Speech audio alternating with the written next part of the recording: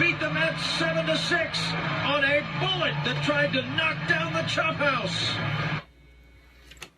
That was the final blow as the Atlanta Braves for the second straight day win a game via a game-ending home run as they really continue to stay in first place against in the really tough now National League Eastern Division. So tough that the Mets, who are still 500, are really falling off the pace into fourth place. Man who knows what's going on is Josh Brown. Knockahoma Nation is his podcast. You were telling me that you were there at the ballpark on Monday when the Braves were able to defeat on a walk-off. They had no lead at any point in the first game of a day-night doubleheader, and a walk-off home run wins it. Tell me a little bit about the environment at SunTrust Park that day on, the first game on Memorial Day. Yeah, well, thanks for having me on, Marky. It's always a pleasure to talk baseball with you. Monday was great. My wife and I went down there to meet some friends, and it was, for Atlanta, it wasn't very hot. It was great. And if you've never been to SunTrust Park, Tri-City folks, you got to go down there. It's a great atmosphere. It's small. It's a little intimate. It's very, very, very different than Turner Field. You can spend $10 or $15 just to kind of get an outfield seat, and there's all different places to hang out and lounge. And the atmosphere was pretty good. It was great. Culberson, who actually was diaper buddies with my wife when he was a kid. Oh, really? We're all from Rome, Georgia, and my wife Nikki, when she was little, an infant, Charlie Culberson's mom babysat them. So we've got a connection with Charlie Culberson, who's also from Rome, Georgia, with our family, which is pretty funny. I think, we're still friends with his mom on Facebook and stuff. So we've been rooting for Charlie Culberson just on a personal level for a while. The Braves got him. And, he's a guy that's, he's going to hit, maybe 200, right? But he's a situational guy, and even with the Dodgers, he never did great. He's never an everyday guy.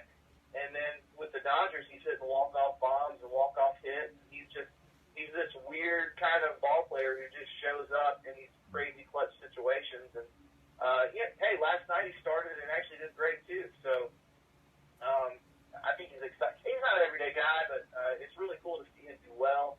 And it was really cool to be there to see him hit that walk-off bomb. It was just, the place was electric. It was great. Well, what do you say we relive it, huh?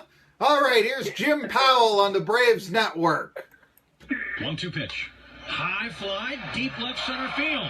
Back is struck all the way to the wall. That ball's gone. Charlie Culberson walks it off with a 2-run home run to left center. And the Braves have their magic again at SunTrust Park.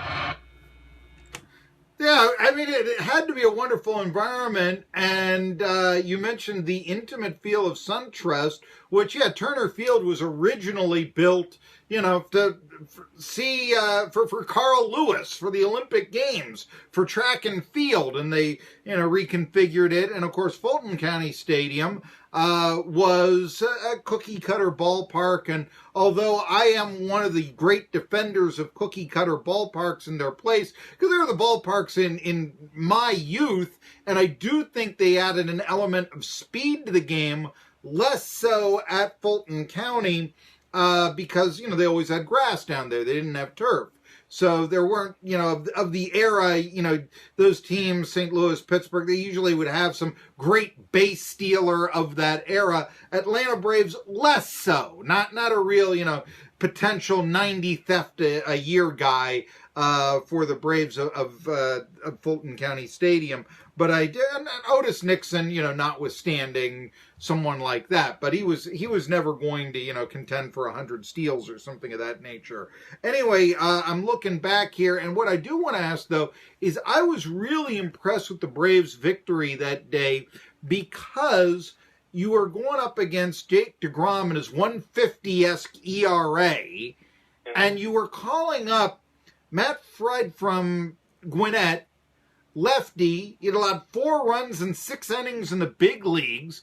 This was one of those games where you looked at and you said, okay, that's an L. I mean, number 5 starter versus top ERA in a league. How are you going to win that one? And the Braves win it in dramatic fashion. What did that prove to you about the Braves' fortunes this year? Well, to me, they seem to be winning in different ways, right? For the first time in several years, they're winning little 1-run, 2-run games. You know, and they've not been good enough to really do that in recent years. And then they're winning these, you know, last second kind of deals, right? Mm-hmm. What they did was you know, Monday was outstanding in my opinion. And Max Fried, yeah, sure, he got called up from AAA, and sure he's no Jacob deGrom. I think Jacob DeGrom top 5, maybe top 8 starting pitchers in baseball. Mm-hmm. But Max Fried's no slouch. I've been really high on him for 2 years. My podcast host, Ken Hendricks, we both talked about how we think he should really be in the rotation from the get-go. And why he has not, I'm not really sure. One thing I want to point out, too, is since Brian Snitker became the manager for the Braves, the Atlanta Braves have had 45 last-at-bat wins. I'm glad you mentioned that. Yeah, I was going to point that out. Go ahead. Yeah, which I just think that's special. They've either walked it off with a homer, you know, or a hit, and that's the most in Major League Baseball since Brian Snitker took the reins as the manager. And I know I'm beating a dead horse here, Marky, and we've talked about it before, but Brian Snitker got just a bad rap last year because he had a bad team. So it's really cool to see him with a good team. And listen, I understand that you're only as bad as you know your team, and you're only as good as your team, and all that. He's not on the field playing games, but to see guys really battle for him, I think is a real thing. I think these guys really want to win for themselves too, you know, and for their teammates too. But also, I think Brian Snitker plays a big role in that kind of late game, let's just duke it out kind of mindset. No, I agree with you, and I think, you know, I have these arguments, and I know some people think that, you know, the baseball manager is the least important of the, shall we say, manager/coaches in, let's say, the major pro sports. And I totally disagree with this because baseball is so strategic. And there's an old statement, Josh Brown, where you don't blame the pinch hitter necessarily for striking out against the top relief pitcher in the league. You blame the manager for putting in a poor pinch hitter in the first place. If that's the case, well, when your pinch hitters, you know, do this. 1-2 pitch. High fly, deep left center field. Back is struck all the way to the wall. That ball's gone. Charlie Culberson walks it off with a 2-run home run to left center. And the Braves have their magic again at SunTrust Park. I you know, what else am I going to tell you here? I mean, when that's your pinch hit, you know, then you got to have some, give some credit. Biggest pinch hit in the history of the Braves franchise, maybe in the history of baseball, was when Francisco Cabrera got the winning hit against the Pirates in '92, you know. And I actually once had a chance to talk to Bobby Cox about this. He said, I don't remember if we had any pinch hitters left. You know, totally downplaying it. But here's the deal. Javi Lopez, who would go on to be a very fine catcher, and although he was a raw rookie, I mean, overall a better baseball player, I would say, than Francisco Cabrera, except for one at-bat, didn't get the call. Well, both Cabrera and Lopez are catchers. You're not saving yourself in that situation. Why Cabrera over Lopez? I'll tell you why. I may not have told you this before. There had been one at-bat that Cabrera had previously against Stan Belinda, the pitcher that gave up that hit, and he had hit a home run against Belinda. When you have that knowledge, when you go up against it, who are you putting up in that situation? And it really also makes a statement why, with other pitchers warming up in the bullpen, in that situation when you had a shaky closer, did Jim Leyland not take him out? I mean, that was chess. The reason why the Atlanta Braves won the pennant in 92 is because of managing. And you mentioned 45 victories coming back. Got to give Snicker some credit for pulling the right moves. No question about Absolutely. it. No question about it. Anyway, one of the reasons I like Josh Brown is that he puts up with me telling these long historic stories and such. Next up for the Braves, by the way, are the Washington Nationals, who are surging. Let's see here. I guess this series right now, the season a third of the way through, but yeah, that also is going to be a telling tale before the West Coast teams that the Braves will play. But how big do you think the series is with the Nationals? I think it's huge. The Nationals are coming into the series 7-3 over their last 10 games, and as you just noted, they're hot, and they're half a game behind the Braves. And so, you know, in a week or two,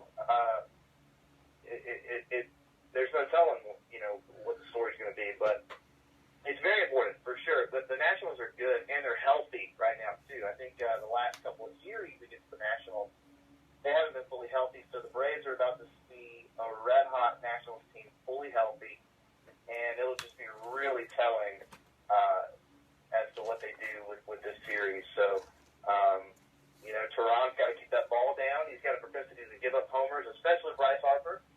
So if the Braves can keep scoring some runs, then hopefully they'll come out of this thing still ahead in a least. I looked on Memorial Day. Ender Inciarte had been hitting leadoff. I know sometimes Ozzie Albies had as well. I like Inciarte batting leadoff because although he doesn't have the on-base percentage, he does have the wheels. You know, he's leading the team in steals. Do you have any opinion on who should be batting first for the Atlanta Braves? I like Inciarte too. He's really struggling the last couple of weeks, and I've always been high on Inciarte. I think he's going to bounce out of it, but he's really been struggling. So I don't know. Overall, I like Inciarte at leadoff, but maybe right now I think about Albies.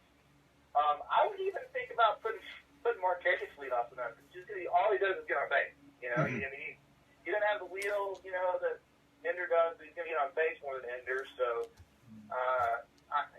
but I'm not a baseball manager, so.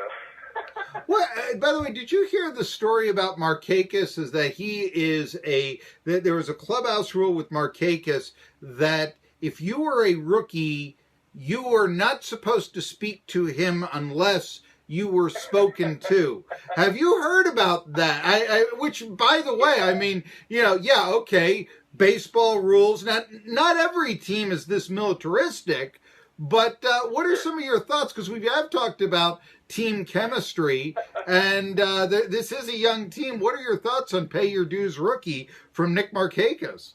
Yeah, I love it. I think it's beautiful. I read about that. I forgot his name. He wrote a really good column, 2 days ago about him and Ryan Flaherty being brothers-in-law, and that was in there. And I thought it was funny. I think the players probably think it's in good humor, and I think the players kind of have this like thing about Markakis, wondering if he's got like, you know, body bags in his trunk. You know, I think it's funny, and so I love that kind of stuff. You know, in the clubhouse, rituals and weird traditions and stuff like that. So I think it's all in good fun, and I think the players absolutely love Nick Markakis. For everything I've read, I think the players really like him, and he really is a clubhouse leader, and I think it's cool.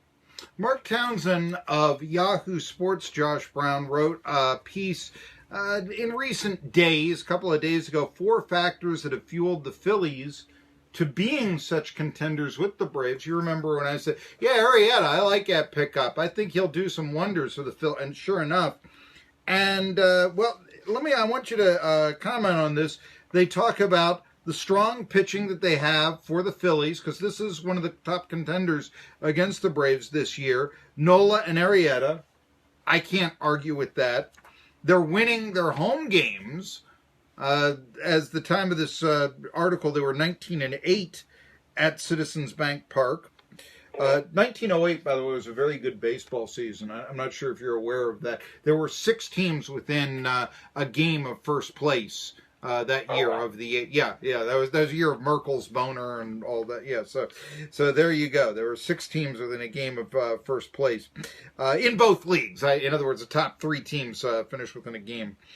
The offensive core of the Philadelphia Phillies, Nick Williams, for instance, is really coming together. But then, and perhaps I obsess on this a little too much, Gabe Kapler is settling in nicely. Now, Josh, I know you are not a Phillies fan. I know that I read on social media where you said the Phillies were your most hated team. Let me first ask you, when you hear, and I know it's been 50-odd games since he was throwing relief pitchers in without a warm-up, but, when you hear Gabe Kapler's managing is what's propelling the Phillies into pennant contention, what are your immediate thoughts? Well, my immediate thoughts is to drive straight to Peabody's liquor store here in Boone and just hit the bottle up, Marky. Since you brought it up, since you went there, listen, I hate Phillies fans. I'm sorry, 93, I'm 10 years old, and all I remember is Lenny Dykstra and his stupid wad of tobacco and Darren Dalton and John Krug's dirty helmet and Mitch Williams. They're dirty, they're ugly, they have mullets, and they're mean, and they left their giant wads of tobacco in the field. And the Braves TV feed would always they made sure that we knew how dirty they were, because at the end of the inning they would zoom in to Lenny Dykstra's giant wad of tobacco just laying on the grass. They wanted us kids to know that being a Phillies fan is bad, and you should never grow up to root for such a terrible city. so yeah, as a fan, it makes me a little nervous, because they are pretty good, and I'll be honest with you, Marky, I really want to see Gabe Kapler fail in every area of his life, not just in baseball, but he actually was a male model, and you Google it, there's pictures of him wearing zebra speedos. Yeah, I've seen that. Yeah, you were. And the thing, you should read my piece on Medium about Gabe Kapler. And there is a picture of Kapler, and and I do that. Google that on Medium. Look for, because I do my monologue on this, and I include a picture, Josh Brown of Knockahoma Nation, of Kapler, and he's not wearing a shirt, and the inscription is, Connie Mack always wore a suit. This guy can't even find a shirt. Yeah. I gotta say this though, on the other hand, that might actually be a better look than these hoodies managers are always wearing now. But yeah, please go ahead. Yeah, the hoodies, come on, I think managers should wear suits like Connie Mack did back in the day. That'd be cool. You're okay, yeah. The John McGraw, I saw Ken Burns baseball and John McGraw in his suit hitting fungos. That was pretty decent. Exactly. Yeah. I wouldn't mind. Yeah. Jake Arrieta is good. The Phillies are good. Reese Hoskins has really surprised me. Hey, I got Jake Arrieta on my fantasy team, so I don't mind him doing well. Just not everybody else. By the way, you mentioned there about the '93 Phillies that defeated the Braves in the playoffs, and I know what you're saying there, because that Phillies team was an unlikable team.